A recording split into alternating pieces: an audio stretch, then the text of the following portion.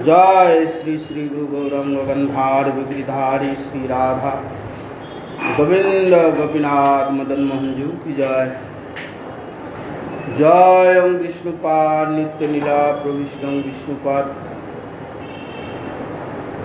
भक्ति जीवन आचार्य गोस्वामी श्री गुरु महाराज की जय। जय ओम विष्णुपाद नित्य लीला प्रविष्णु विष्णुपाद भक्ति कमल मधुसूदन गोस्वामी श्री परम गुरु महाराज की जय। जय श्रीला भक्ति सिद्धांत सरस्वती गोस्वामी ठाकुर प्रभुपाद की जय। जय श्रीला गौर किशोर दास बाबा जी महाराज की जय। जय गौरी बलदेव विद्याभूषण प्रभु की जय। जय श्रीला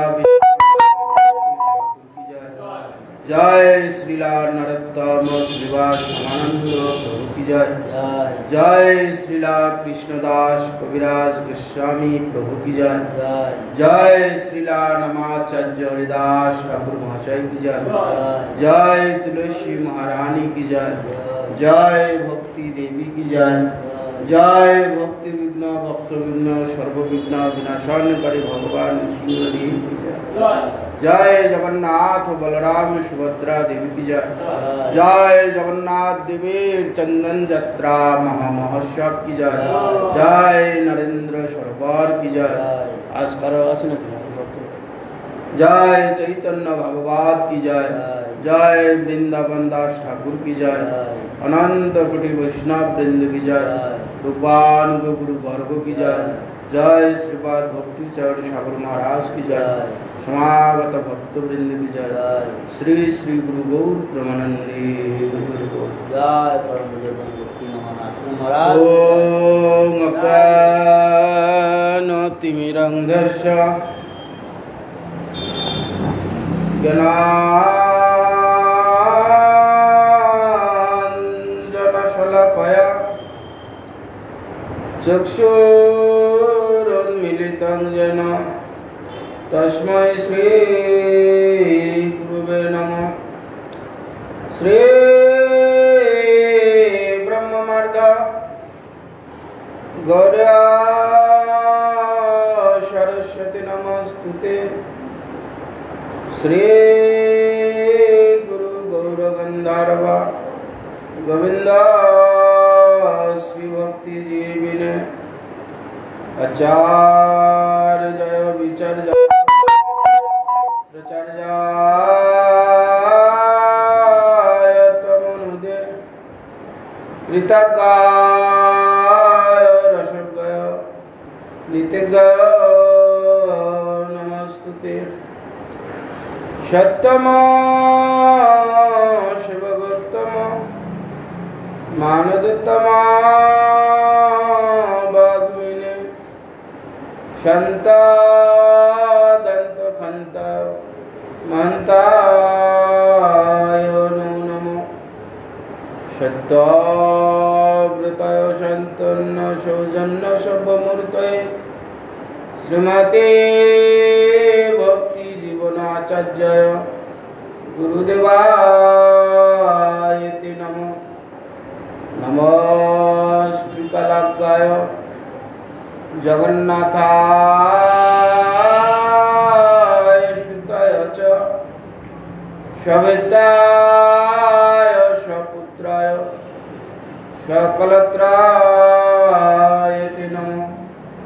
वंशाकल्पतरुभ्यश्च कृपासिन्धुभ्यैव च पतितानां पावनेभ्यो वैष्णवेभ्यो नमो नमः। वृन्दायै तुलसीदेव्यै प्रियायै केशवस्य च विष्णु भक्ति प्रदे देवी सत्यवत्यै नमो नमः। नमस्ते नरसिंहाय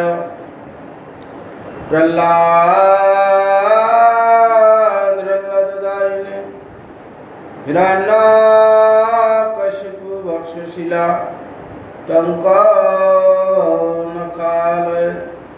शुक्लाम्बरधरं विष्णुं शशिवर्णं चतुर्भुजं प्रसन्नावदनं ध्यायेत् सर्वविघ्नोपशान्तये नारायणं नमस्कृत्य नरं चैव नरोत्तमं देवीं सरस्वतीं व्यासं ततो जयमुदीरयेत् मुखं करोति वाचालं पङ्गुं लङ्घयति गिरिं यत्कृपास्तमहं वन्दे श्रीगुरुं दीनतारिणम्। हरे कृष्ण कृष्ण कृष्ण हरे हरे हरे राम राम राम हरे हरे। ग्रंथेर आरंभे करे मंगलाचरण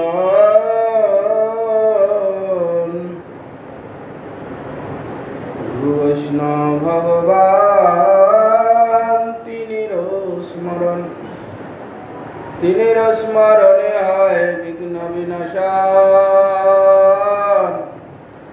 अनायासे है निज वंचित पुरन भक्त पदरण्वा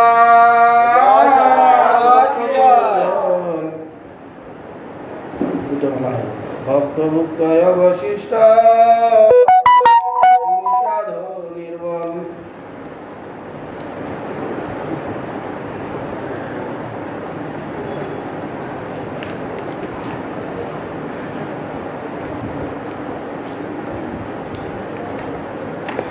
আমরা এর আগে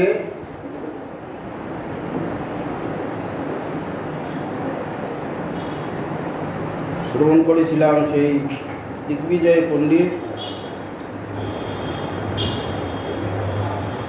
মহাপ্রভুর কাছে এসে তিনি জানতে পারলেন যে তিনি সাক্ষাৎ নারায়ণ বিষ্ণু, তিনি একমাত্র শ্রীহরি। সরস্বতী দেবী বলেছে তুমি তার ভজন করো, তার ভজন করলে তোমার সমস্ত সিদ্ধি লাভ হবে। যার জন্য তুমি বিদ্যা অধ্যয়ন করছো, যাকে অন্বেষণ করছো বিদ্যার মাধ্যমে, সেই যে বিদ্যাপতি গৌর সুন্দর, আজ তুমি বহু পুণ্যের ফলে আজ গৌরহরিকে তুমি চিনতে পেরেছ।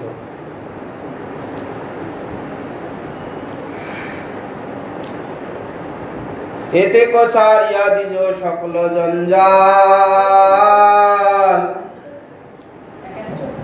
শ্রীকৃষ্ণ চরণে দিয়া ভজ সকাল। যাবদ মরণ নাই উপসন্ন, তাবৎ সে বহ কৃষ্ণ কহিনু নিশ্চয়। তো মহাপ্রভু দিগ্বিজয় পণ্ডিতকে বললেন এইসব ছেড়ে পাণ্ডিত্য,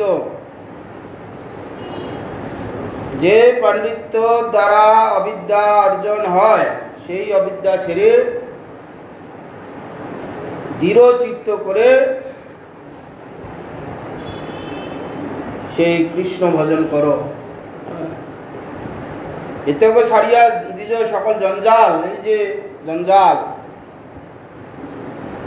ভগবত আরাধনা না করে এই জড় বিদ্যা নিয়ে যে কচানি, এই জঞ্জাল, সেই সে বিদ্যার ফল জানিহ নিশ্চয়। শ্রীকৃষ্ণ চরণে যদি চিত্তবৃত্ত রয়। বিদ্যা কত দূর অবধি? বিদ্যা ভগবত অবধি। এখানকার বিদ্যা অর্জন করে সেই বিদ্যার দ্বারা যদি ভগবানকে জানা যায় তাহলে সমস্ত সার্থক হবে। যদি সেই বিদ্যার দ্বারা ভগবত আরাধনা না হয়, হরি আরাধনা না হয়, এই বিদ্যা বন্ধনের কারণ, দুঃখের কারণ এসে উপস্থিত হয়। বিদ্যা অর্জন করে যদি ঠিক মতন সৎসঙ্গ না পায়, শিক্ষা না পায়, ওই বিদ্যার দ্বারা কি হবে? জঞ্জাল। এই যে আমাদের বড় বড় লোক বিদ্যা অর্জন করে কি করেছে? বড় বড় চোর ডাকাত হয়েছে, হয়নি? তার জন্য এখন শ্রীঘরে বাস করছে। ওই বিদ্যা যদি সৎ পথে চলতো, ওই বিদ্যার দ্বারা কত ভগবত তত্ত্ব আলোচনা হতো, ভগবত তত্ত্ব অনুভব হতো, ভগবানকে জানতে পারত, ভগবানের যে সূক্ষ্মাতি সূক্ষ্ম তত্ত্ব জেনে এই যে জন্ম মৃত্যুর হাত থেকে উদ্ধার হয়ে এসে চলে যেত। ভগবানকে বাদ দিয়ে এই বিদ্যা অর্জন করতে গিয়ে অন্যায় আশ্রয় নিয়েছে, অন্যায়ের জন্যেই আজ তাদের কি দুর্গতি। সবাই ছিচি করছে, তারপরে এমন জায়গায় পৌঁছে গেছে সেখান থেকে বেরোনোর আর উপায় নেই। সেই জন্য বলছে এই বিদ্যার দ্বারা যদি ভক্তি লাভ না হয়, সেই বিদ্যায় কি করবে? জঞ্জাল হবে, দুঃখ ক্লেশদায়ক। বঞ্চ যারা বিদ্যা অর্জন করেনি, যারা সৎ পথে চলছে, তবুও হবে। বড় বিদ্বান হয়, বড় চোর ডাকাত হয়। বিদ্যা চুরি করা, শেষ কার্যটা যদি কিছু চুরি করে ক্ষান্ত হয়, পেট পালার জন্য চুরি করে পেট পাললো, ক্ষুধা তৃষ্ণা মিটে গেল। এদের কোটি কোটি টাকা চুরি করছে, কি ভদ্রভাবে চুরি করছে, ভদ্রভাবে চুরি করছে, কলমে চুরি করছে, বুদ্ধিতে চুরি করছে না? সেই যে জঞ্জাল ছাড়ো, ওই বিদ্যা কাজে লাগাও। সেই বিদ্যা জানিও নিশ্চয়। বিদ্যা শ্রীকৃষ্ণ চরণে যদি চিত্তবৃত্ত, ওই বিদ্যার দ্বারা ভগবানকে জানো, ভগবানের সূক্ষ্মাতি সূক্ষ্ম তত্ত্ব অনুভব করো, চিন্তা করো। বুদ্ধি আছে, সূক্ষ্ম সূক্ষ্ম বস্তুগুলো সে ধরতে পারবে, বুঝতে পারবে, যা নাকি একটা সাধারণ লোক বুঝতে পারবে না, মূর্খ লোক বুঝতে পারবে, যারা পড়াশুনো করেনি। জড়বিদ্যা তো নেই, সূক্ষ্ম সূক্ষ্ম জিনিসগুলো ধরতে পারবে না। যাদের এই জড়বিদ্যা আছে, জ্ঞান আছে, তো জ্ঞান অর্জন হয়েছে, ওইটা যদি ভগবত সম্বন্ধে লাগায়, আরও চর্চা করে এগিয়ে যাবে। ভগবানের তত্ত্ব কথা, ভগবানের এই যে গভীর গভীর তত্ত্ব সহজে বুঝতে পারবে। ওই বিদ্যা দ্বারা কি হয়? ভগবানকে জানতে পারবে, নিজেকে জানতে পারবে। যেটা নাকি সনাতন গোস্বামী বলছেন যে কি আমি কেন মরে জানি তাপত্রয়, ইয়া পুছিতে না জানি কেমন হিত হয়। সনাতন গোস্বামী জানতো না? বেশ জানতো। পণ্ডিত 3টা রাজ্যের প্রধানমন্ত্রী ছিল, বাংলা, বিহার, আসাম। প্রধানমন্ত্রী, ওর যা বলবে সেই অনুযায়ী রাজ্য চলবে। রাজা কিছু করতে না, হোসেন শাহ কিছুই করতে না। ও শুধু সব মন্দির ভেঙে মসজিদ তৈরি করো, এইসব করে বেড়াবে। আর সনাতন গোস্বামী সব গোটা রাজ্যকে পরিচালনা করতে, কিভাবে চলবে, কি কোথায় কি হবে না হবে সব করতে। এখানে যে পণ্ডিত, তিনি জানেন আমি সনাতন গোস্বামী, সাপর মল্লিক, আমার এই পরিচয়, পিতৃ পরিচয় এই, সে জানে না? এ জানা নয়। সেই জন্যে সনাতন গোস্বামী আমাদের হয়ে, ভগবান গৌর সুন্দর গাভী হয়ে, সনাতন গোস্বামী বৎসরূপা হয়ে এইসব তত্ত্বকথা মহাপ্রভুর কাছ থেকে বার করছে। গাভীর যেন আমরা দুধ দুয়ে, দুধ বার করে আমরা অমৃত পান করি, দুধ পান করি। সনাতন গোস্বামী বৎস হয়ে, রূপ গোস্বামী বৎস হয়ে, এরা বৎস হয়ে, মহাপ্রভু গাভী স্বরূপ হয়ে এরা বৎস হয়ে তত্ত্বকথা, ভগবানের সূক্ষ্মাতি সূক্ষ্ম তত্ত্বকথা প্রকাশ করেছে। সনাতন জানে কে আমি, জড় জগতের জানে আমি অমুকের ছেলে, আমি সনাতন গোস্বামী, আমার তো পরিচয় এই, আমি এই বাংলা, বিহার, আসামের প্রধানমন্ত্রী, আমার কথায় যে চলে, এই জানাটা জানা। সেই জন্য বলছে কে আমি, আমার স্বরূপ কি? আমি কৃষ্ণ দাস। আমরা এই কৃষ্ণ দাস ভুলে গেছি। কৃষ্ণ দাস, আমরা কৃষ্ণের সেবক, ভগবানের সেবক। ভগবান প্রভু, আমরা তার ভৃত্য। গোটা বিশ্ব ভগবান আজ ঈশ্বর। তিনি সমস্ত জগৎকে পরিচালনা করছেন, তার আমরা সবাই ভৃত্য, তার সেবা আমাদের করা কর্তব্য। ভগবানের সেবা বাদ দিয়ে আমরা বিভিন্ন জায়গায় বিভিন্ন মুখী হয়ে মায়ার সেবা করছি, করতে গিয়ে আমাদের নানান রকম কষ্ট পাচ্ছি, উত্তাপ জ্বালা দগ্ধীভূত হচ্ছে প্রত্যেকটা জীব। এখানে আমরা কেউ সুখী নেই, কি রাজা কি মন্ত্রী, বড় বড় ধনাঢ্য ব্যক্তি, অত্যন্ত গরিব ভিখারি, সবাই আমরা সেই ত্রিতাপ জ্বালার মধ্যে পড়ে আছি। হ্যাঁ, সেগুলো দুঃখের বিভিন্ন জনার বিভিন্ন রকম ব্যতিক্রম আছে। যারা গরিব লোক খেতে পাচ্ছে না, পয়সার জন্য তারা দুঃখ পাচ্ছে, পেট ভরা খেতে পাচ্ছে না, সারাদিন পরিশ্রম হচ্ছে, পেট ভরা খেতে পাচ্ছে না, তার এক প্রশ্ন। আম্বানির মতন ব্যক্তি, যার মুকেশ আম্বানি, টাটা বিড়লা, এদের টাকার অভাব নেই, টাকা কি করে খরচা করবে? এত ভোগ করেছে, ভোগ করার রোগ ধরে গেছে, সেই রোগ সারানোর জন্য তারা ব্যস্ত, তারাও সে ভুগছে, তাদের সেই পিপাসা এখনো মেটেনি। Crore crore billion billion dollar টাকা একের পর এক কারখানা করেই যাচ্ছে, লক্ষ লক্ষ লোক তার কোম্পানিতে কাজ করে, কত যে টাকা সারাদিন ইনকাম ইয়ত্তা নেই, তথাপি তাদের পিপাসা মেটে, মনে হচ্ছে এই সুখ হবে, আরো সুখ হবে, আরো সুখ হবে। ওই সুখ খুঁজতে খুঁজতে তার মধ্যে কত দুঃখ ভোগ করছে, ইয়ত্তা নেই। সুখের আশায় করতে গিয়ে খানিক সুখ হচ্ছে, তার মধ্যে যে কত দুঃখ অনুভব করছে, কত লাঞ্ছনা গঞ্চনা, কত রকম শারীরিক সমস্যা হচ্ছে।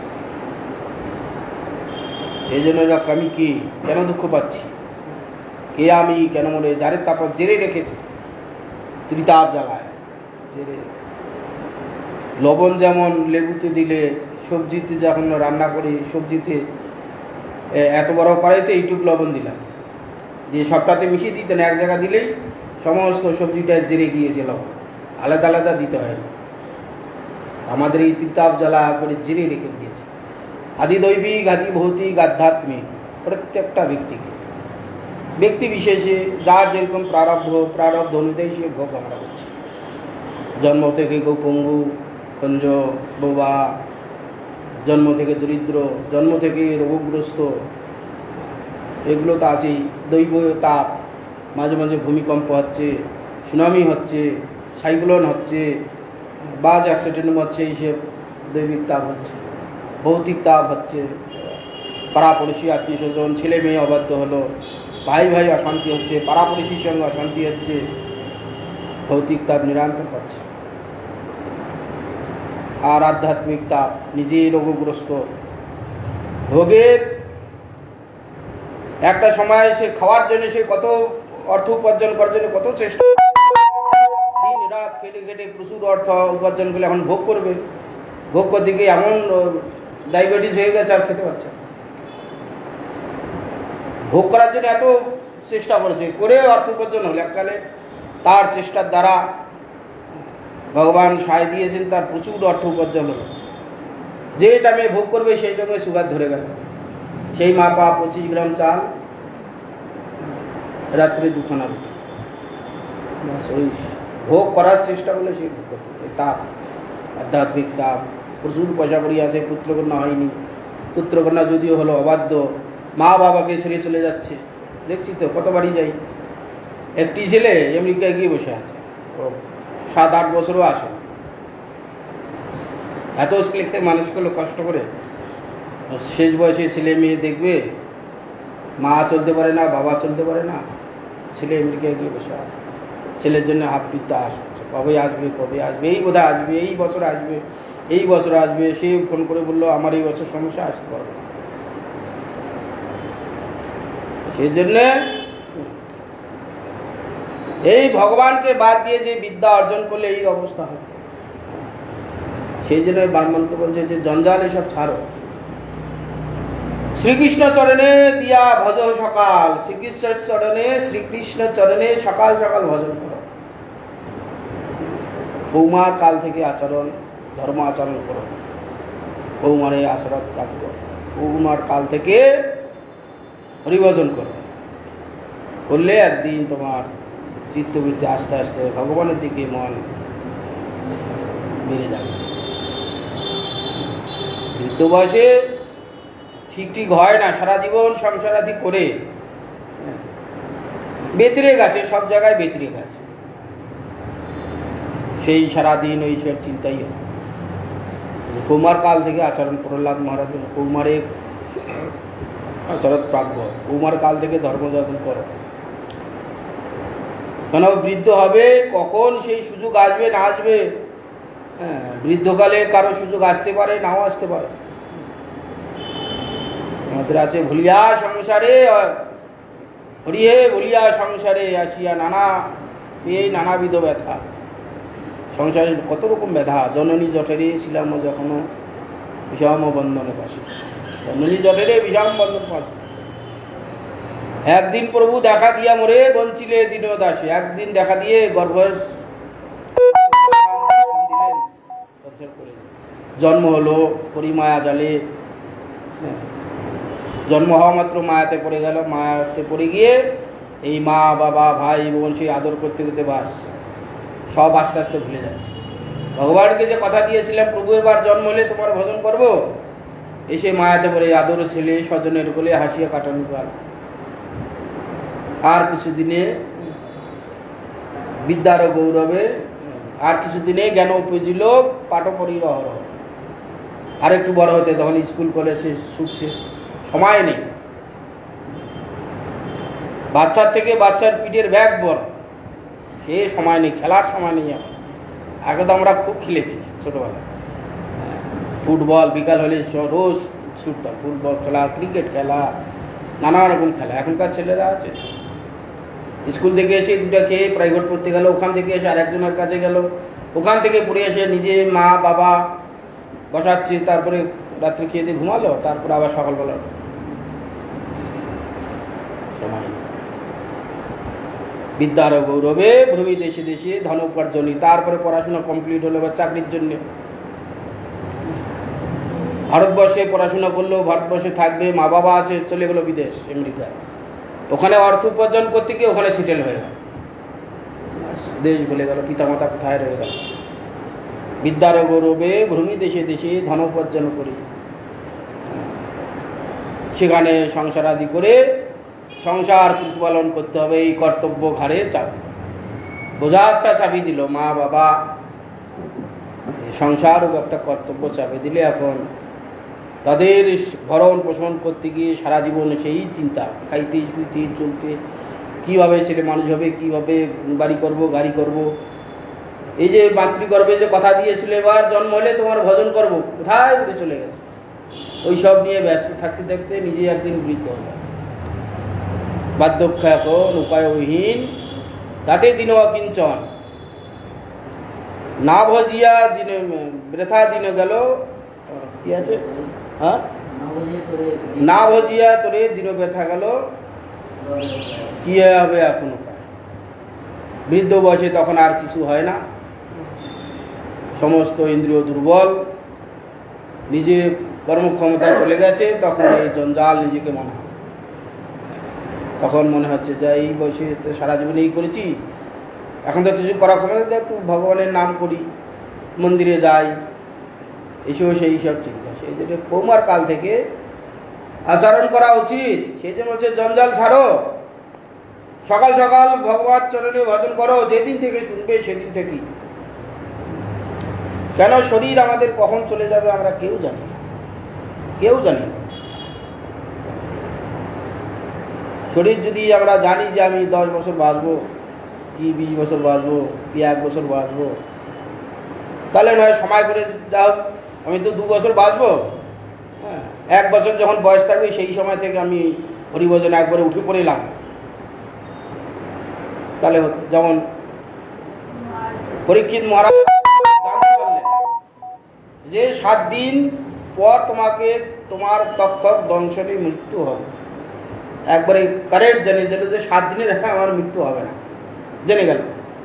জানা মাত্র সে তুরন্ত গতিতে সে সংকল্প, আর এই জগতের মোহ ছাড়তে হবে, আঁকড়ে ধরলে আর হবে না। সঙ্গে সঙ্গেই ঋষিগণের কাছে গেলে যে আমার 7 দিন পর মৃত্যু হবে, পারলৌকিক আমার কি করা কর্তব্য, এরা জগতের হাত থেকে মুক্ত হতে হবে, ভগবত পাদ পদ্মে পৌঁছাইতে হবে।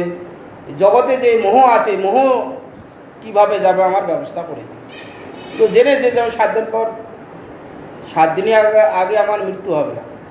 সঙ্গে সঙ্গে ব্যবস্থা করলো। সমস্ত ঋষিগণ বললেন, যার যেরকম ভাবনা চিন্তা সেই অনুযায়ী বললেন। মনপুত হল না, সঙ্গে সঙ্গে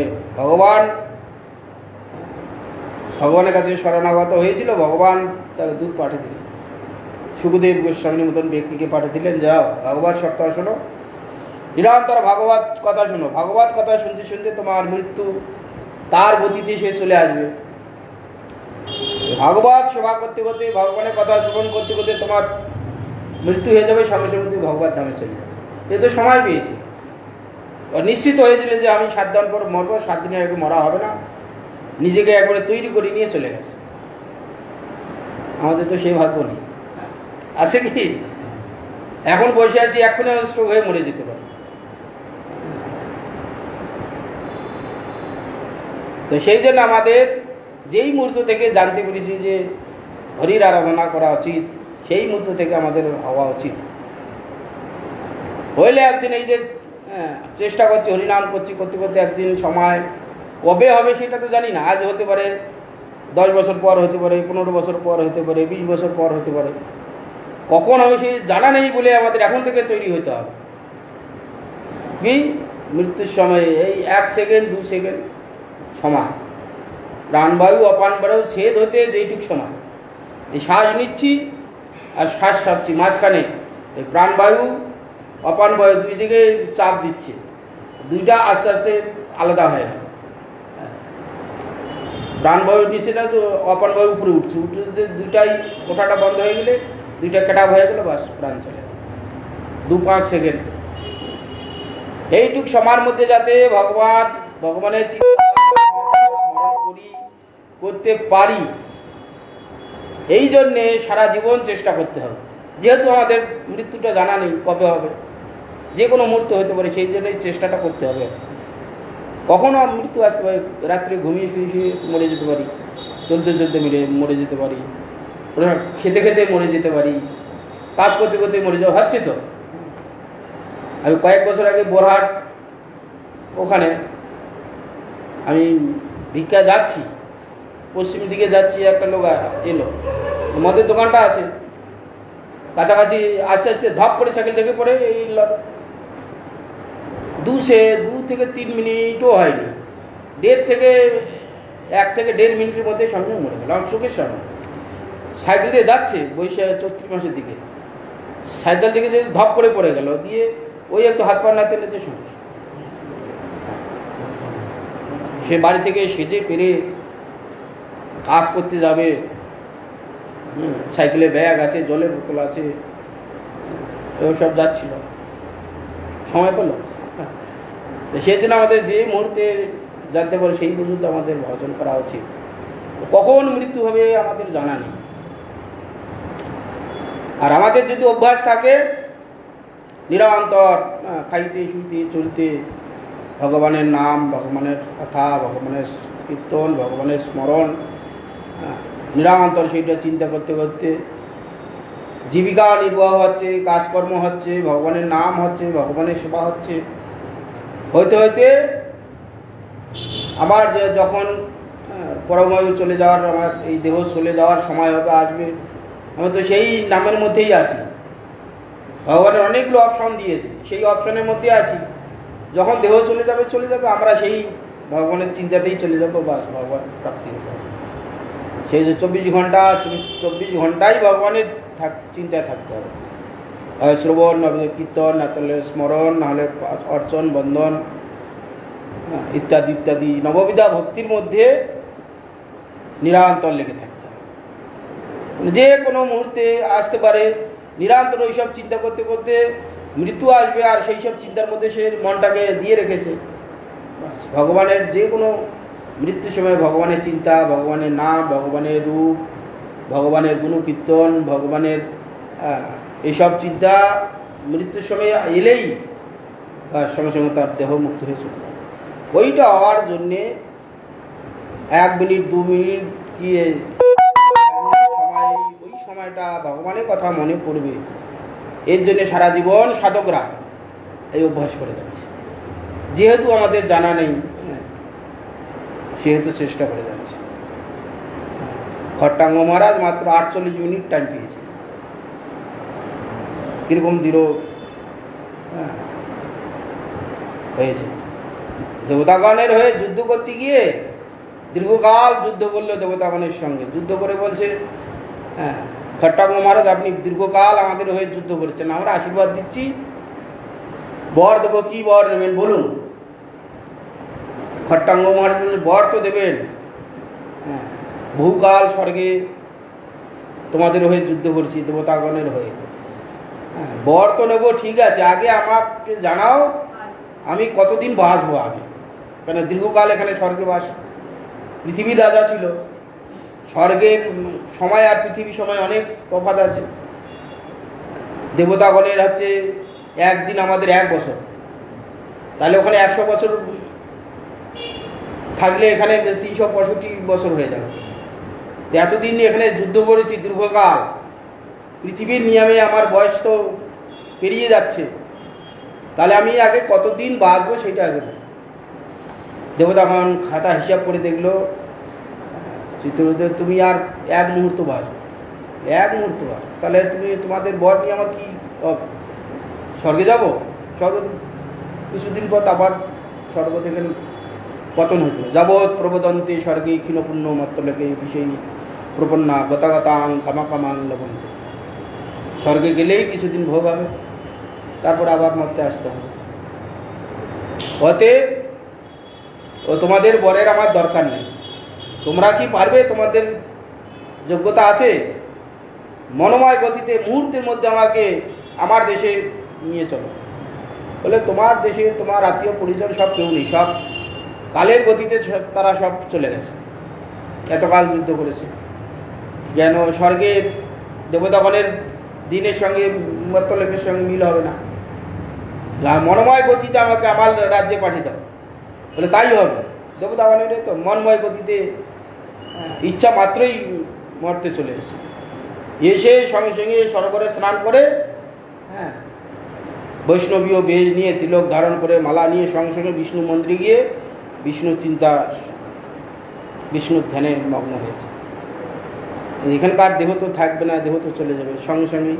48 মিনিট পরেই তার দেহ চলে গেল, সঙ্গে সঙ্গে যে বৈকুণ্ঠ চলে গেল। তো আমাদের ওই জন্য নিরন্তর ভগবানের চিন্তা করতে হবে, যে যে অবস্থায় থাকি না কেন, যেদিন থেকে জানতে পারবো সেদিন থেকে আমাদের হরিভজন করা উচিত। মহাপ্রভু এই কথা দিগ্বিজয় পণ্ডিতকে বললেন। যাবৎ মরণ নাই উৎপন্ন হয়, তাবৎ সেবক কৃষ্ণ জানিনু কহিনু নিশ্চয়। যাবৎ পর্যন্ত মরণ না হয়, তোমার এসে এই দেহ ছাড়ার সময় না হয়, তো কোন পর্যন্ত ভগবান কৃষ্ণের সেবা করো। বেঁচে আছি, শরীর নির্বাহের জন্য আমরা সব কিছু কাজ করছি, উত্তম শরীর রক্ষা করার জন্য উত্তম উত্তম রান্নাবান্না করছি, নিজের দেহ পোষণের জন্য, অর্থ উপার্জন করছি দেহের পোষণের জন্য। অতএব ওই অর্থের দ্বারা ভগবানের সেবা করো। নিজে খাওয়ার জন্য রান্না করছো, উত্তম রূপে রান্না করো, ওই রকমই উত্তম রূপে রান্না করো, রান্না করে ভগবানের কি নিবেদন করো। ভগবান তো নিবেদন করলে কি হবে? ভগবান এই যে আমার অর্থের যে বহু কষ্ট করা যে অর্থ, ভগবানের সেবায় লেগে যাবে। ভগবানের সেবা লাগলে বাস ভগবানের সেবা হয়ে গেল, প্রসাদ হয়ে গেল। মহাপ্রসাদে সকল প্রপন্ন জয়।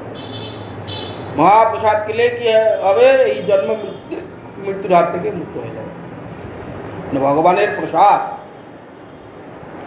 চিন্ময় প্রসাদ, ভগবান যেটাকে গ্রহণ করেছে তার প্রসাদ খেলে আমাদের প্রপঞ্চ জয় হয়ে যাবে, জন্ম মৃত্যু থেকে মৃত্যু হয়ে যাবে, উদ্ধার হয়ে যাবে। ভগবানের সেবা হলো। ভগবান যে যে সুন্দর কর্মক্ষমতা দিয়েছে, হাত দিয়েছে, পা দিয়েছে, ভগবানের সমস্ত অঙ্গের দ্বারা ভগবানের সেবা হয়ে গেল। কাজ করছি কি ভগবানের উদ্দেশ্যে। এই যেমন আমরা মোট মন্দিরে যারা সাধু সন্ত থাকেন বা যারা গৃহী ভক্ত মন্ত্র নিয়ে হরিভজন করেন, তারাও উত্তম রূপে রান্নাবান্না করছে। আর যারা হরিভজন করেন না তারাও উত্তম রূপে রান্নাবান্না করছে, সবাই দুজনেই উত্তম রূপে রান্না করছে। এরা কি না আমরা ভালো ভালো খাবো,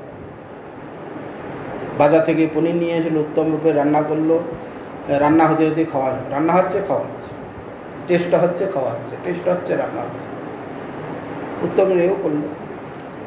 ভক্তগণ উত্তম রূপে বাজার থেকে সেও পনির নিয়ে এলো, ভালো ভালো জিনিস রান্না করছে, না এটা প্রভুর সেবা, প্রভু ভোজন করবে, প্রভুর জন্য করছে। ও উত্তম রূপে রান্না করে ভগবানকে নিবেদন করলো। ভগবান ভাবগ্রাহী জনার্দন, এই যে তার ভাব, না প্রভুর সেবা, প্রভুর ভোগ লাগবে, প্রভু গ্রহণ করবেন, তার প্রসাদ আমরা খাবো। ভগবান তার ভাব গ্রহণ করলেন, তার নিবেদিত বস্তু খেলেন, এরও শরীর খেয়ে পুষ্ট হলো, তারও শরীর পুষ্ট হলো। তার শরীর পুষ্ট করতে গিয়ে কত জীব হত্যা হয়েছে, হয়নি?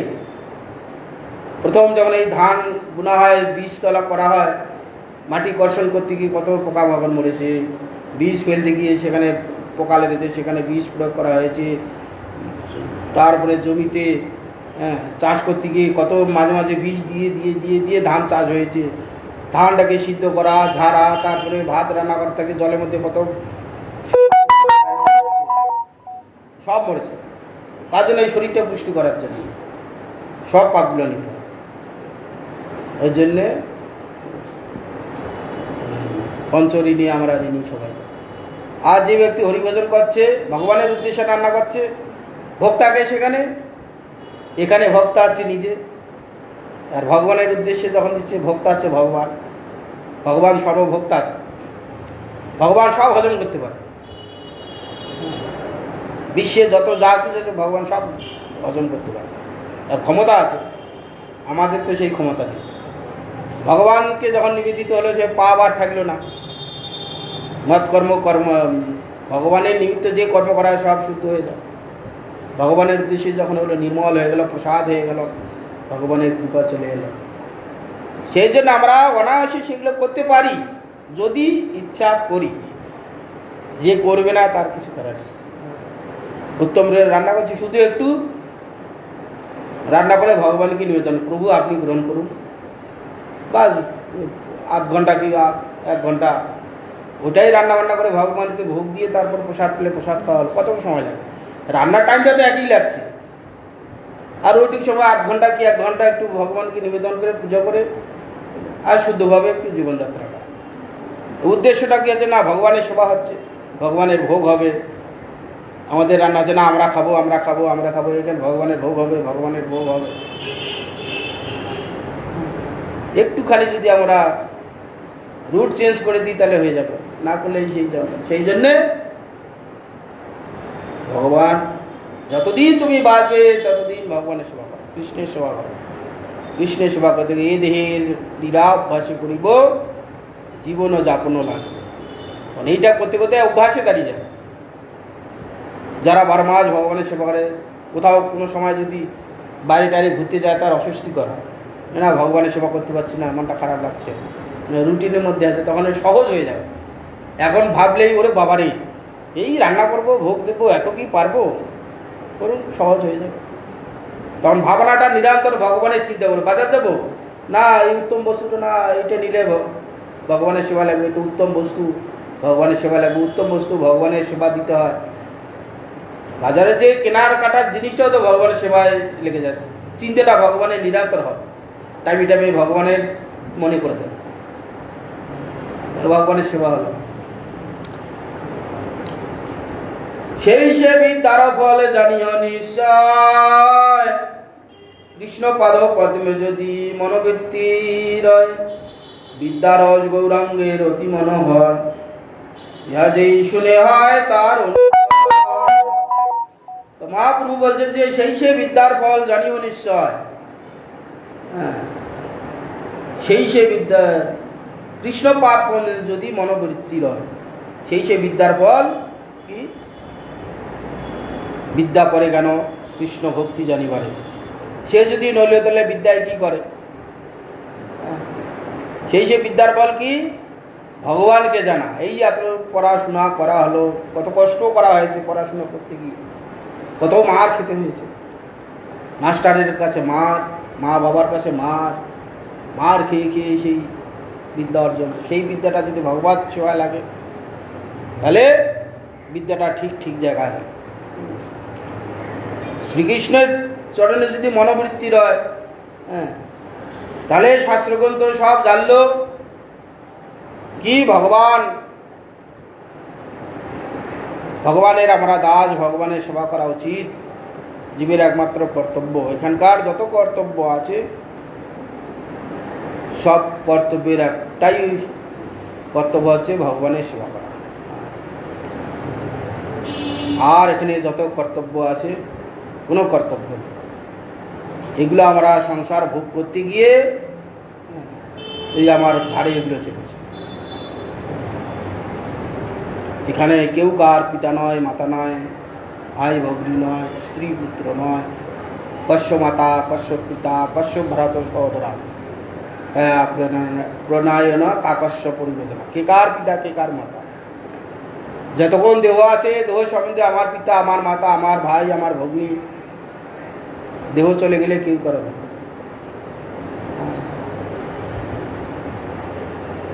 শ্রীবাস পণ্ডিতের গৃহে মহাপ্রভু প্রত্যেক দিন গভীর রাত্রে নিত্য কীর্তন করতেন। আশ্রয়স্থলী শ্রীবাস পণ্ডিতের গৃহে মহাপ্রভুর, সেখানে প্রত্যেক রাত্রে ভক্তগণকে নিয়ে হরিকথা হয়, ইষ্টপুষ্টি হয়, নিত্য আদি করতেন ভাবে। শ্রীবাসের একটি পুত্র ছিল, হঠাৎ অসুস্থ হয়ে মৃত্যুমুখে পতিত হয়। বা শ্রীবাসের পত্নী মালিনী দেবী পুত্র বিয়োগ হাউ হাউ করে কাঁদছে। শ্রীবাস দেখছে যে মহাপ্রভু নৃত্য করছেন, মহাপ্রভু নৃত্যে যদি বাধা হয় তাহলে বিঘ্ন হয়ে যাবে। সঙ্গে সঙ্গে ঘরে ছুটি গেছে, তোমরা কাঁদবে না। মায়ের মন সচ্ছে না, হাউ হাউ করে কাঁদছে। দেখো মহাপ্রভু যদি নিত্য কীর্তনে যদি বিঘ্ন হয় তাহলে কিন্তু আমি গঙ্গায় প্রবেশ করবো, আর যা বলবে তাই করবে। মুখ চেপে সব কাঁদছে। মহাপ্রভু নৃত্য করতে করতে ভাবছে যে আজ শ্রীবাস নৃত্যে সুখ হচ্ছে না কেন। মহাপ্রভু তো সবই জানেন। নৃত্য করতে করতে মহাপ্রভু ফট করে ঘরের মধ্যে ঢুকে গিয়ে দেখছে যে শ্রীবাসের পুত্র মরে পড়ে আছে। তখন জিজ্ঞাসা হলো কী হয়েছে, বলে তো দেহ ছেড়ে চলে গেছে, মৃত্যুমুখে পতিত হয়েছে। মহাপ্রভু তাদের দিয়ে আধ্যাত্মিক তত্ত্ব দান করলেন। দেখো মৃত পুত্রের পক্ষে হাত দিলে, এই পুত্র, এহেন পিতা মাতাকে ছেড়ে তুমি চলে গেলে কেন? তোমার এহেন ভক্ত পিতা মাতা, এই সবে মাত্র 7-8 বছর বয়স, এইরকম পিতা মাতাকে ছেড়ে চলে গেলে কেন? মহাপ্রভুর অচিন্ত শক্তির দ্বারা সেই প্রাণ ফিরে এসে মৃত পুত্র তখন বলছে, প্রভু আপনার বিধির বিধান, যতদিন যেখানে থাকার কথা ততদিন সেখানে সেই পরিচয়ে আমি ছিলাম। যতদিন শ্রীবাসের পুত্ররূপে থাকার কথা ততদিনই আমি ছিলাম। আজ থেকে শ্রীবাসের পুত্ররূপে থাকার আমার সমাপ্ত। আমি এই দেহ ছেড়ে দিয়ে অন্য দেহেতে চলে যাচ্ছি। কারণ আপনার বিধির বিধান আমাকে তো মানতে হবে। আমি থাকতে চাইলেও প্রভু থাকতে পারবো না। যতদিন এর পুত্ররূপে থাকার কথা ততদিনই আমি ছিলাম। আবার অন্য জায়গায় আমার নিয়তি হয়ে আছে, সেখানে যাব, আবার সেখানে জন্ম হব, সেখানে একটা নতুন শরীর ধারণ করব, সেখানে আবার যতদিন থাকার কথা সেখানে ততদিন থাকবো। থাকার পর ওখান থেকে থাকার আমার ভ্যালিডিটি নষ্ট হয়ে চলে গেলে আবার অন্যত্র চলে যাব। আপনার বিধিকে তো অমান্য করার কারো ক্ষমতা নেই বিশ্বে।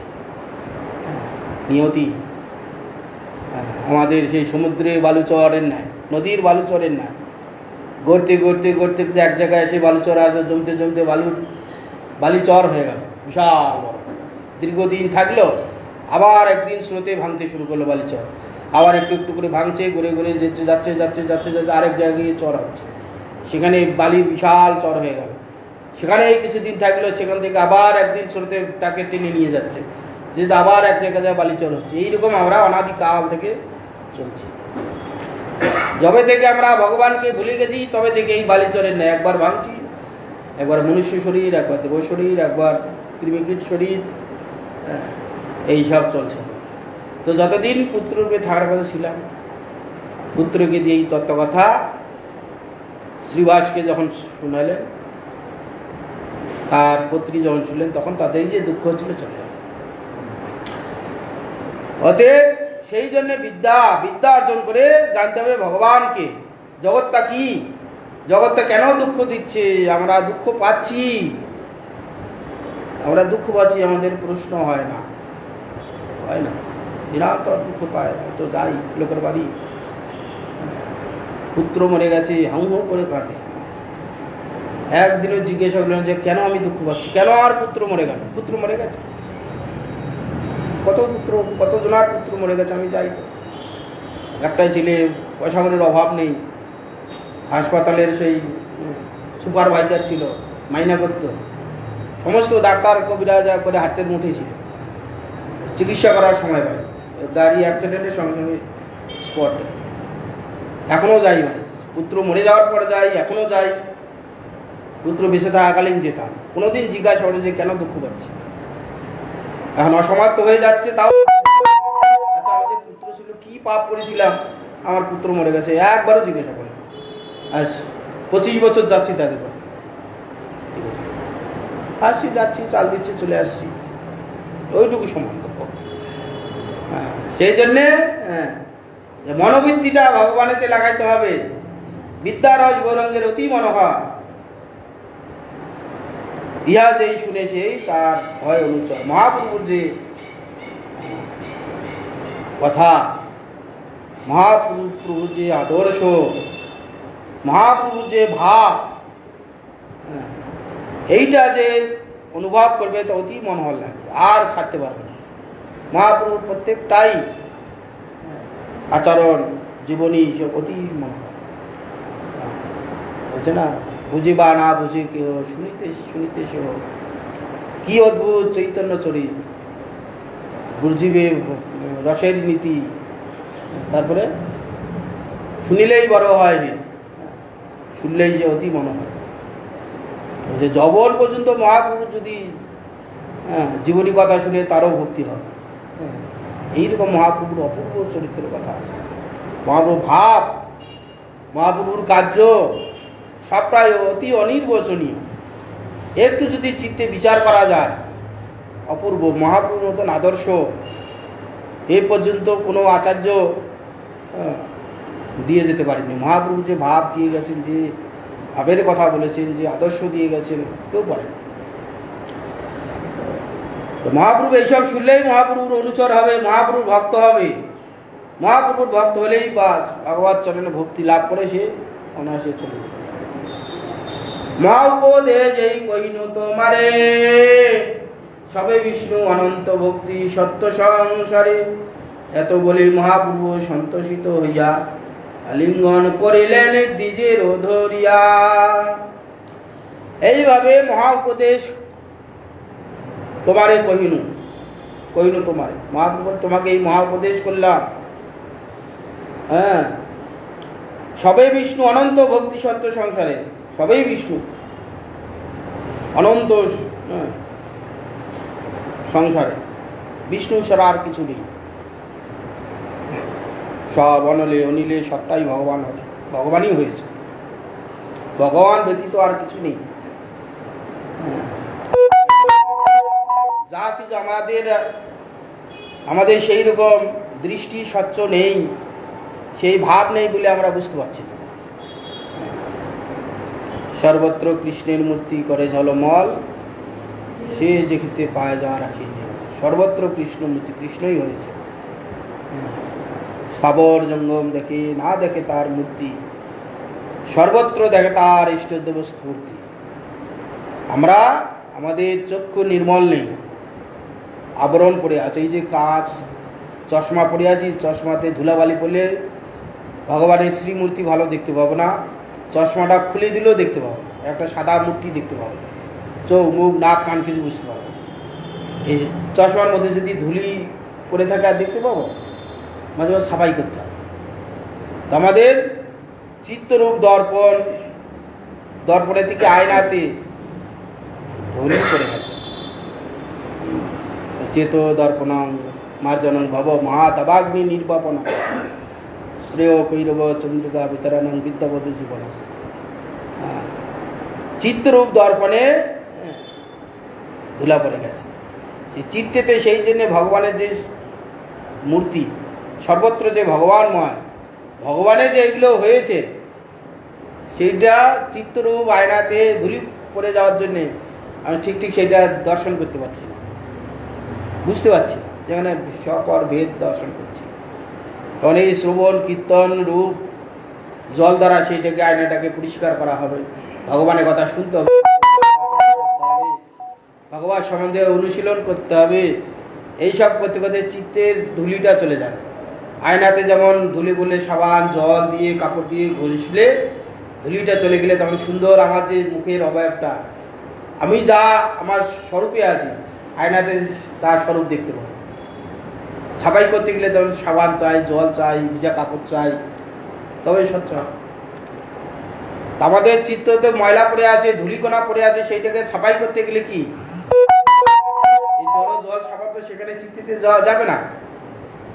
সেখানে যাবে কি, যেহেতু জীবাত্মা চেতন, তার চেতন শব্দের দ্বারা সেটাকে ছাপাই করতে হবে। জড় বস্তু দিয়ে ছাপাই হবে। জড়ের সঙ্গে চেতনের তো কোনো নেই। মন বুদ্ধিতে চিত্ত ময়লা পড়ে আছে, সেই মন বুদ্ধির দ্বারা ভগবানের কথা শ্রবণ কীর্তন, ভগবানের সেবা, এইসব করতে করতে যখন এই যে আস্তে আস্তে ধুলিরূপ অজ্ঞান চলে যাচ্ছে, অজ্ঞান রূপী ধুলা পড়ে গেছে, যত শুনবো তত জানতে পারবো, জ্ঞান হবে, তখন ওই আস্তে আস্তে ময়লাগুলো চলে যাচ্ছে, ধুলিকণাগুলো চলে যাচ্ছে। তার জন্য শুনতে হবে। শোনাটা হচ্ছে জল, জ্ঞানটা হচ্ছে সার বা যা কিছু ভাবেন। ছাপাই করতে গেলে স্বচ্ছ ভগবানের সর্বত্র কৃষ্ণ দেখতে পাবে। যারা মহন্তগণ, বিবিক্তদর্শীগণ, উদ্ধরেতাগণ সর্বত্র ভগবানময় দর্শন করে। স্থাবর জঙ্গম দেখছে, গাছকে গাছের মতন দেখছে, গরুকে গরুর মতন দেখছে, কুকুরকে কুকুরের মতন দেখছে, মানুষকে মানুষের মতন দেখছে। জড় দর্শনেতে সেগুলো সব ঠিক দেখছে, কিন্তু জড়ের মধ্যে সে দেখছে যে না, আর কোনোটাই নেই, তার মধ্যে যে পরমাত্মা আছে সেই ভগবানকে দেখছে। সেই ভগবানকে তো আমরা খুঁজছি, সেই পরমাত্মার ভগবানকে সর্বত্র খুঁজে বেড়াচ্ছে। আমার মধ্যে খুঁজছি, পুত্র কন্যার মধ্যে খুঁজছি, পিতামাতার মধ্যে খুঁজছি, দেশের মধ্যে খুঁজছি, সেই পরমাত্মাকে খুঁজছি, সেটা দেখতে পাচ্ছি না। চিত্ত একদিন এই শ্রবণ কীর্তন রূপ জলে সেচন করতে করতে, ময়লা পরিষ্কার করতে করতে, তখন দপ করে একদিন আমার সুন্দর অবয়বটা ভেসে উঠবে, কে? আমি কৃষ্ণ দাস, আমি ভগবানের সেবক, ভগবান প্রভু, আমি তার দাস, আমার তার সেবা করাই উচিত। সর্বত্র যা দেবে সবটাই তো ভগবান না। এই যে তার ভোগ্য বুদ্ধিটা চলে যাবে, তখন স্বাভাবিক দাস বুদ্ধি চলে আসবে। কাকে ভোগ করবে? সবটাই তো ভগবান, তার আরাধ্যদেব সবটার মধ্যে দেখবে। পাহাড়ের মধ্যে সে তার প্রভুকে দেখবে, মানুষের মধ্যে তার প্রভুকে দেখবে, বৃক্ষলতার মধ্যে তার প্রভুকে দেখবে, তার ভোগ করবে কি? সবটাই ভগবান মধ্যে। ওই রকম দর্শনে ভগবত প্রাপ্তি নিরন্তর সেই ভগবানেতেই চিন্তা করতে করতে, তখন তার যে রস, যে রসে আকৃষ্ট সে হয়েছে, যখন প্রথম ভগবান থেকে জীব আলাদা হয়েছে, যে রসে আকৃষ্ট হয়েছে আলাদা হয়েছে, সেই রসে সে ছেদ হয়ে গেল। সেই রসে তখন নিরন্তর সেবা হয়ে থাকলো, সেই রসেই আনন্দে সব ভুলে যাবে। সেই জন্য বলছে যে সর্বত্র বিষ্ণু, অনন্ত বিষ্ণু, সর্বত্রই বিষ্ণু। ভক্তি সত্য সংসারে একমাত্র ভক্তি সত্য, ভক্তি ছাড়া আর কিছু নেই জগতে। আমাদের স্বাভাবিক আমাদের ভক্তি করা উচিত, স্বভাব। হয় ভগবানকে ভক্তি করতে হবে, না তো মায়াকে ভক্তি করতে হবে, নাহলে বিষয়তে ভক্তি করতে হবে। ভক্তি আমরা করছি, ভক্তি ছাড়া জীব বাঁচতে পারবে না, চলতে পারবে না। প্রীতি করে অর্থ উপার্জন করছি, সেটাও ভক্তি। ভক্তি সহকারে কাজ করছে, বুঝছি না? যারা কোম্পানিতে চাকরি করছে ভক্তি সহকারে নিষ্ঠা সহকারে কাজ করছে, একটু উল্টো পাল্টা হবে না। একটু যদি অন্য মনস্ক হয়ে যায়,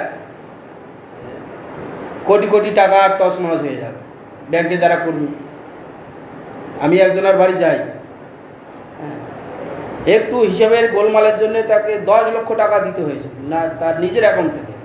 ব্যাংকের মানে কেশিয়ার ছিল, বলছে কি অন্য মনস্ক হয়েছে।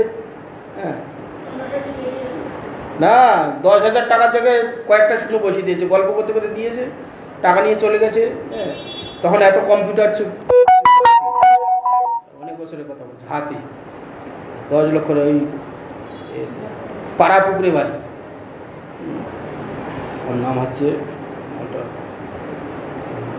নামটা ভুলে যাচ্ছি। ওর বাড়ি এখনও যাই, মাসে মাসে যাই, 100 টাকা করে দেয়। এতগুলো টাকা তার নিজের পকেট থেকে দিতে হবে, বলছে 3 দিনের মধ্যেই দিতে হবে। তখন মেমারি না কোথায় কোথায় ছিল না কোন জায়গায়, এতগুলো টাকা দিতে একটু ভুলের জন্য যত্ন সহকারে করে। তো ভক্তি আমাদের কোথাও না কোথাও করতে হবে, জগতে করতে হবে। কোম্পানির চাকরি গেলে কোম্পানিতে ভক্তি সহকারে কাজ করতে হচ্ছে, ব্যাংকে চাকরি গেলে ব্যাংকেতে ভক্তি সহকারে কাজ করতে না, গোলমাল হয়ে যাবে। কারো গৃহে যদি কাজ করে, সেটাও ভক্তি সহকারে কাজ করতেছে, না হলে মালিক বকাঝকা করবে। ভক্তি আমাদের স্বভাব, ভক্তি ছাড়া বাঁচতে পারবে। আর যারা ভগবত ভক্ত, ভগবানের তো ভক্তি করছে, মূল কার্য তো ভগবানের সেবা করা, ভগবানকে ভক্তি করা। ভগবান যেহেতু সর্বময়, হ্যাঁ, ভগবান যেহেতু সর্বময়, তাকে ভক্তি করা একমাত্র জীবের স্বাভাবিক ধর্ম। কোথাও না কোথাও করতে হবে। ভগবানকে ভুলে গিয়ে সব এই বিভিন্ন জায়গায় আমরা করছি, করার জন্য সে ফল সেরকম পাচ্ছি। যেই রকম বস্তুতে ভক্তি করছি, সেই অনুযায়ী তার সেখান থেকে ফল পাবো। আমরা যে কোনো যেই ব্যক্তিকে ভক্তি করবো, সেখান থেকে সেই ফলটা আসবে, সেই রকম ফল পাচ্ছি। অভাবী লোকের সঙ্গে ভক্তি করলে, তার সঙ্গ করলে অভাবটা চলে আসে। ভগবান স্বভাবই, তার কাছে ভক্তি করলে, ভগবান তো অভাব নেই, তার স্বভাব আছে, সেখানে স্বভাব চলে আসে। স্বভাব চলে গেলেই বাস। আমরা তো স্বভাবই, আমরা অভাবী নই। আমাদের স্বভাব যা আমি পূর্বে ছিলাম, সেই স্বভাবই আছে, কিন্তু আমাদের স্বভাবটা ভুলে গিয়ে অভাব মনে করছি। আমি মনে করছি আমি অভাব, আমার টাকার দরকার, পয়সার দরকার, আমি রোগগ্রস্ত, এত টাকা না হলে সংসার চলবে না ভাবছি। তখন সেই ভাবটা পোষণ করছে, তখন অভাব অভাব বলে দুনিয়ার অভাব এসে উপস্থিত, তখন ছুটছে।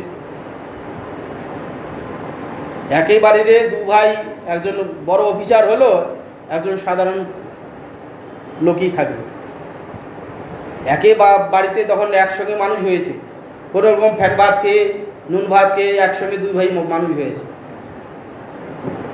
ও বড় চাকরি করলো না, ওই স্বাভাবিকভাবে জীবনযাত্রা, ও খাচ্ছে পড়ছে ঘুমাচ্ছে, ও ঠিকভাবে দিন চলে যাচ্ছে। যেই বড় চাকরি পেলো, অনেক টাকা উপার্জন হচ্ছে, তখন বলছে ফ্রিজ চাই, টিভি চাই, এসি চাই। হ্যাঁ, সাইকেলে নিয়ে ছুটতো, পড়াশুনো করে চাকরি হলো, তখন বলছে মোটর সাইকেল 4 চাকা না হলে চলতে পারছি। অভাবটা সে অভাবীর কাছে গেল, অভাবীর কাছে চাকরি করছে, সে তো সেইভাবে চলছে, ওর দেখা দেখি ওরও অভাব পাচ্ছে।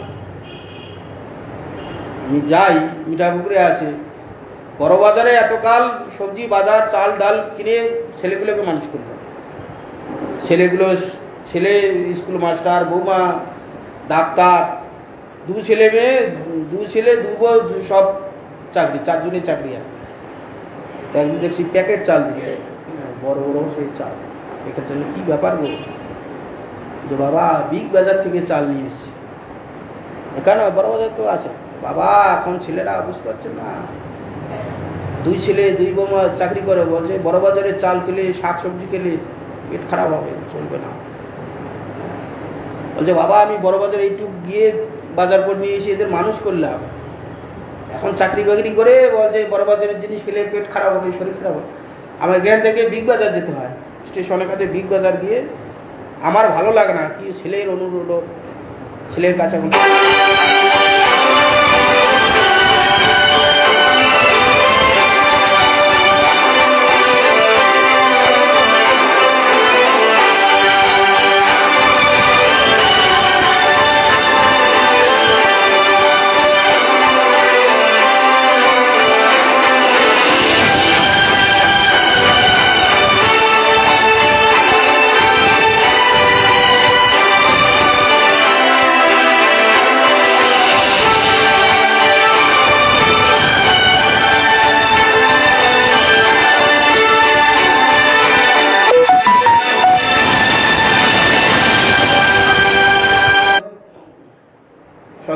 খুব মহাপ্রভু দিগ্বিজয়ের প্রতি সন্তুষ্ট হলেন। এত যে তার পাণ্ডিত্য, গর্ব, অভিমান ছিল, মহাপ্রভুর সংস্পর্শে এসে সঙ্গে সঙ্গে ভাব ধরে গিয়ে একবারে মহাপ্রভুর চরণে আত্মসমর্পণ করলেন। মহাপ্রভু খুব সন্তুষ্ট। সে বিদ্যার পর বিদ্যা যে হয়েছে, হ্যাঁ, এতদিন যে বিদ্যা অর্জন করেছো, আজকে বুঝতে পেরে সঙ্গে সঙ্গে আমার শরণাগত হলে, অহংকার ছেড়ে দিলে মহাপ্রভু খুব খুশি। ফলবন্ত বৃক্ষ আর গুণবন্ত হন, নম্রতা তাহার স্বভাব অনুক্ষণ। এই যে বিদ্যা অর্জন হয়েছে তার স্বভাব কি, যেই মুহূর্তে জানতে বলে যে এটা ঠিক, এটা ঠিক নয়, সঙ্গে সঙ্গে তার অহংকার ছেড়ে দিয়ে বাস মহাপ্রভু চরণে আত্মসমর্পণ। মহাপ্রভু খুব সন্তুষ্ট হলেন। যেমন শুক্লাম্বর ব্রহ্মচারী, পাওহারি বাবা, রাসস্থলিতে নিত্য গীত হচ্ছে, তো শ্রীবাসকে বলছে, শ্রীবাস আমি মহাপ্রভুর নিত্য দর্শন করব। বলে দেখো মহাপ্রভুর নির্দেশ ছাড়া তো সেখানে প্রবেশ নিষেধ আছে। তখন শুক্লাম্বর ব্রহ্মচারী, দেখো আমি তো ব্রহ্মচারী, নষ্টি ব্রহ্মচারী, এবং আমি অন্য কিছু খাই না, আমি শুধু দুধ পান করে থাকি, পয় পান করে থাকি, শুদ্ধভাবে জীবনযাত্রা করছি, আমি কি মহাপ্রভুর নিত্য দর্শন করতে পারবো না? শ্রীবাস বলছে, হ্যাঁ তুমি তো জানি শুদ্ধভাবে জীবনযাত্রা করো, শুধু দুধ খেয়ে থাকো, তুমি সে দর্শন করতে পারো। মহাপ্রভু দর্শনের জন্য শ্রীবাস তার ঘরে রেখে দিয়েছে।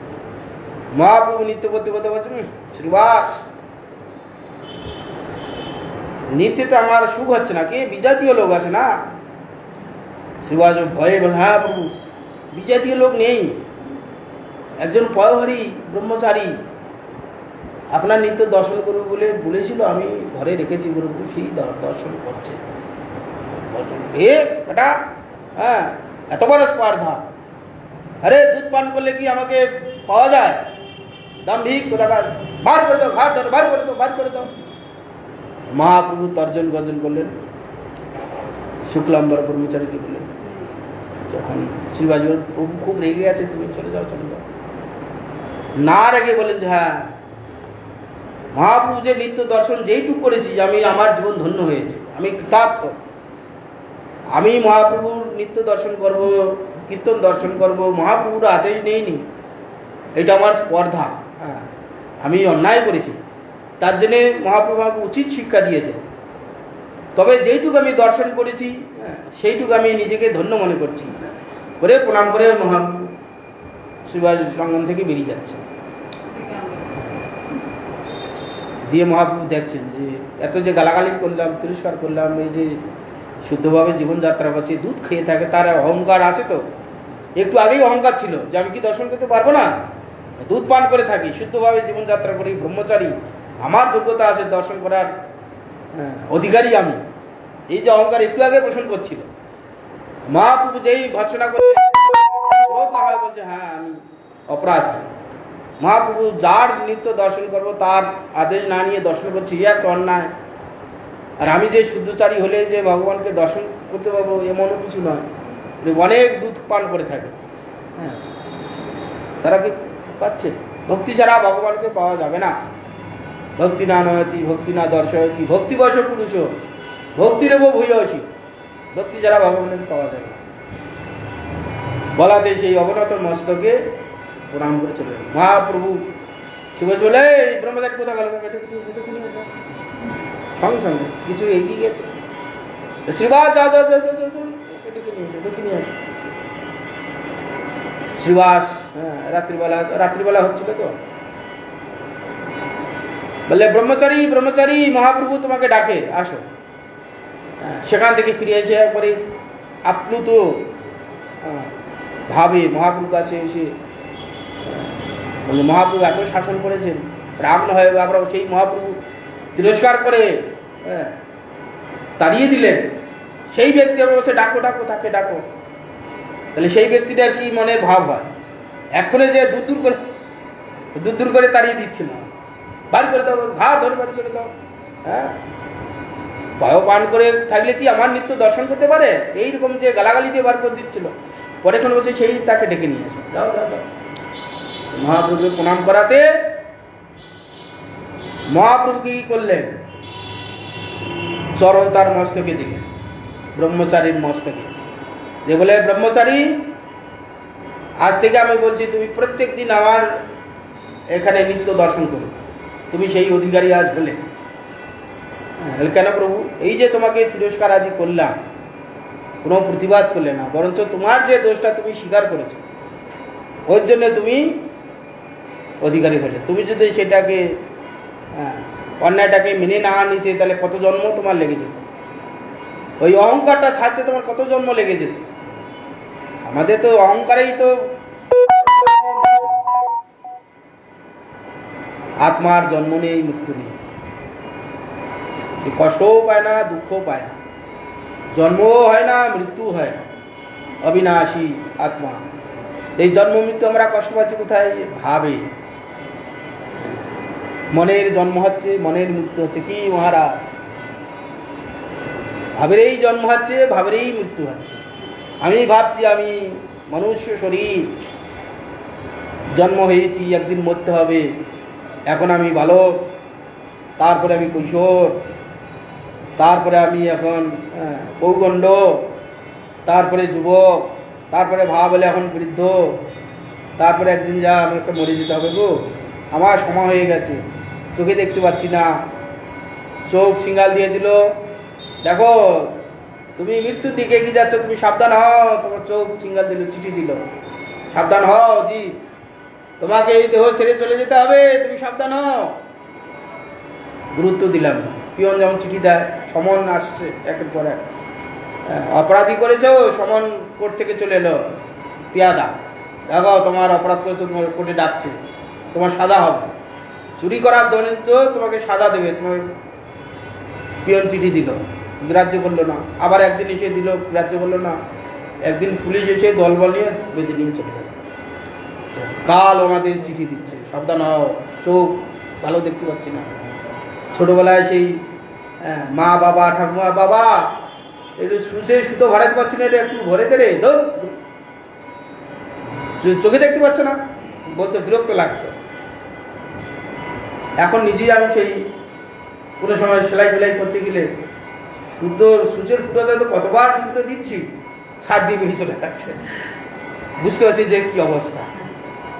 একবার সূচের ঘোরাতে সুতো ঢুকে দিতে 10 বার দিচ্ছি, টানছি যে সূচের ফুটোর বাইরে আছে, চিঠি দিচ্ছে, দাঁত কি করছে, চিঠি দিচ্ছে। জীব সাবধান হও, তোমাকে যেতে হবে। সাবধান হচ্ছে না, একদিন বাস বেঁধে নিয়ে চলে গেল। তো সেই জন্যে মহাপ্রভু সাবধান, তুমি এইসব জঞ্জাল ছেড়ে বাবা হরিভজন করো। হ্যাঁ, কখন কি হবে? মহাপ্রভু কি করলেন? দিগ্বিজয় কর্ণিককে আলিঙ্গন করে বিপ্রে সমস্ত কর্ম বিবন্ধন মোচন করে দিলেন, যে তুমি আমার এই লীলা দর্শন করবে, নবদ্বীপে থাকবে, ধ্যানতে তুমি আমাকে প্রাপ্ত হবে। পরবর্তীকালে কাল যদি সময় হয় বলা হবে। পতিতান পাবনেভ্যো বৈষ্ণবেভ্যো নমঃ।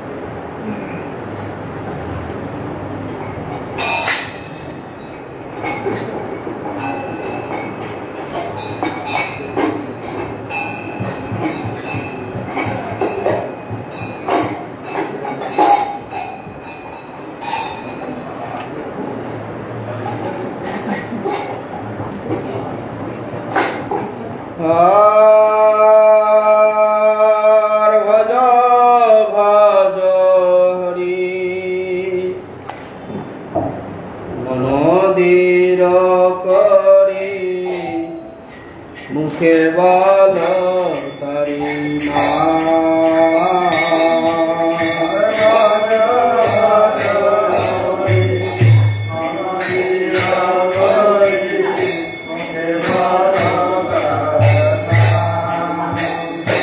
আর ভজ ভজ হরি মন্দির করি মুখে বল তারি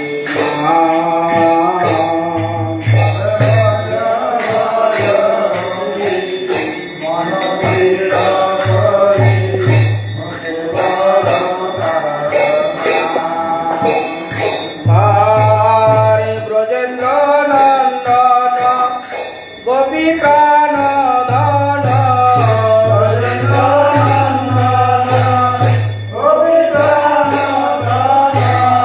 ব্রজেন্দ্র নন্দন গোপী প্রাণ ধন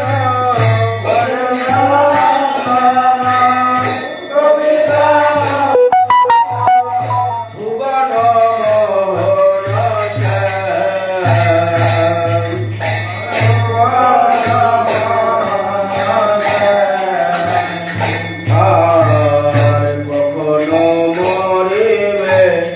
কেমনে করিবে বিষম সমনুদাপি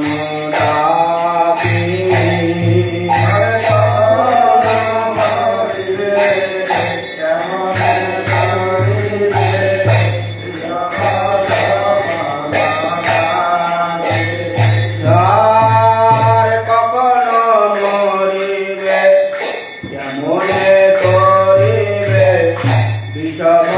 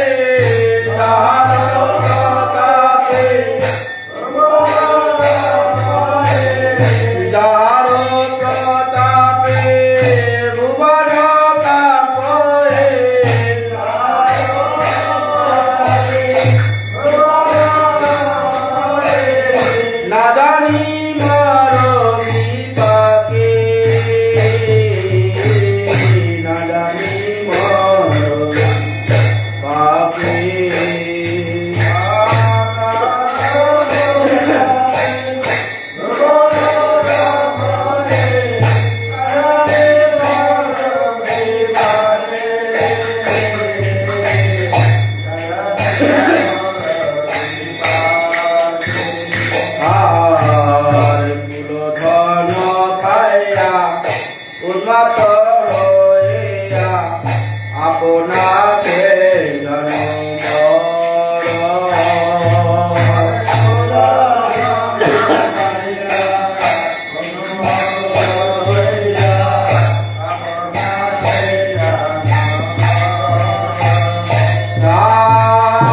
কুলধন পাইয়া উন্মত হইয়া আপনাকে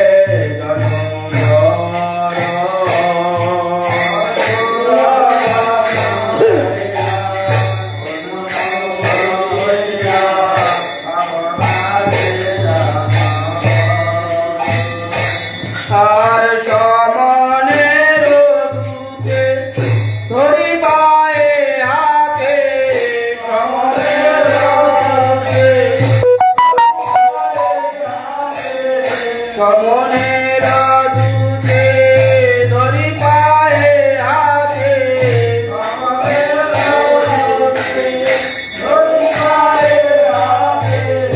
বাঁধিয়া করিবে জর বাঁধিয়া করিবে জর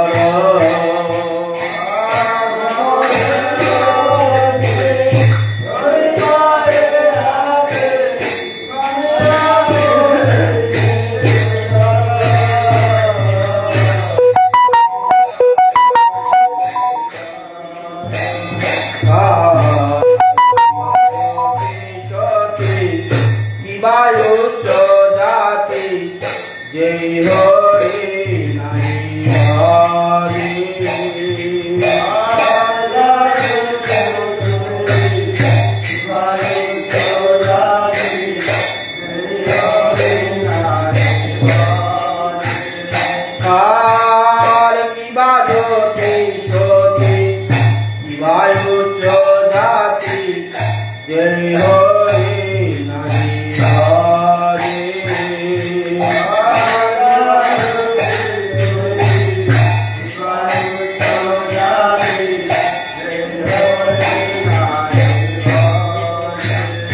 আর ভবে জনমিয়া ভ্রমিয়া ভ্রমিয়া ভবে জনমিয়া ভবে জনমিয়া ভ্রমিয়া ভ্রমিয়া ভবে জনমিয়া ভ্রমিয়া ভ্রমিয়া রোরব নরকে মরে রোরব নরকে মরে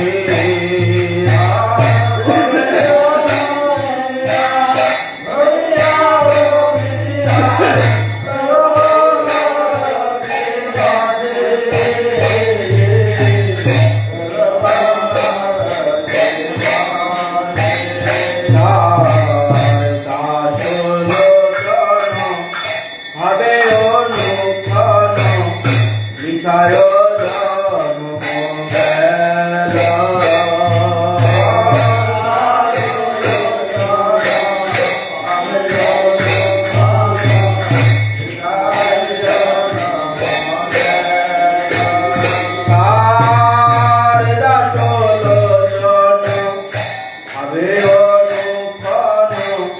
মিঠায়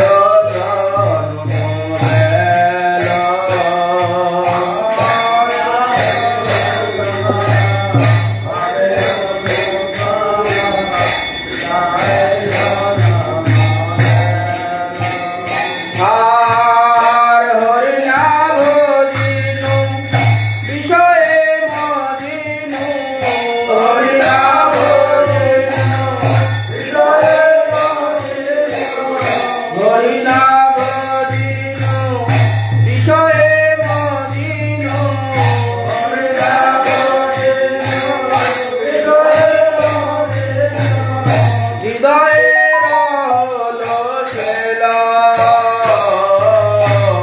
হৃদয়ে রহলো ছেলা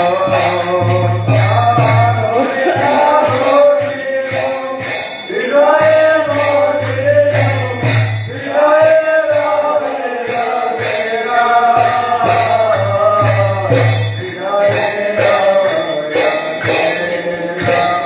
তার ভজ ভজ মনদের ঘরে মুখে